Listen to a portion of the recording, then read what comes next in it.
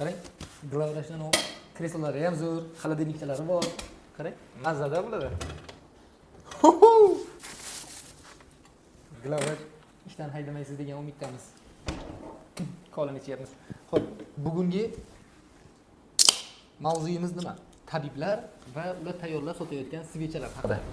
Bulardan foydalanish mumkinmi yoki yo'qmi o'zi? Bilasizmi? Tabiblar tayyorlaydigan svechalarni tarkibi noaniq. Men ular haqida tushunchaga ega emasman. Ya'ni ular nimadan tayyorlaydi, qanday tayyorlaydi, qanaqa sharoitda tayyorlaydi o'zi? U talab darajasiga javob beradimi yoki yo'qmi? Endi hammasidan bir ikkitalaridan gaplashib ko'rganman. Ota-bobomdan qolgan usul, o'shadan o'rganganman, bobomdan o'rganganman deydi. Da o'rgangan bo'lish mumkin. Bu lekin to'g'ri o'rgangan degani emas.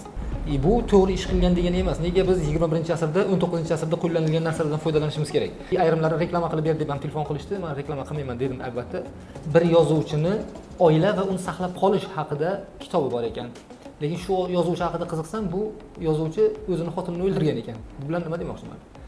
Bu o'sha svecha tayyorlab sotadiganlar ham operatsiya qilmasdan turib, operatsiyani yomonlashyapti-da menga. Operatsiya bilan baribir tuzalmaydi, hech qachon tuzalmaydi. Undan ko'ra svecha bilan bizga tayyorlab bergan narsa bilan butunlay yo'qolib ketadi deb lag'mon deyishyapti. Даже meni sal qoldi ishontirishiga. Bu bilan nima demoqchiman?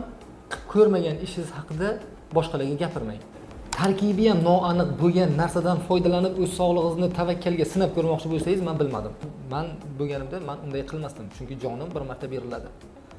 Uni keraksiz narsalarga vaqtimni ham sarflab o'tirmagan bo'lardim. Gemoroy esa hozir qo'rqinchli emas oldingidek. 2 oy, 3 oylab qiynalishmaydi bemorlar. Zamonaviy usullar chiqqan, tezda tuzalasiz bu darddan. Kuzatishga davom eting. Siz bilan Sher Muhammad Fayzullayev.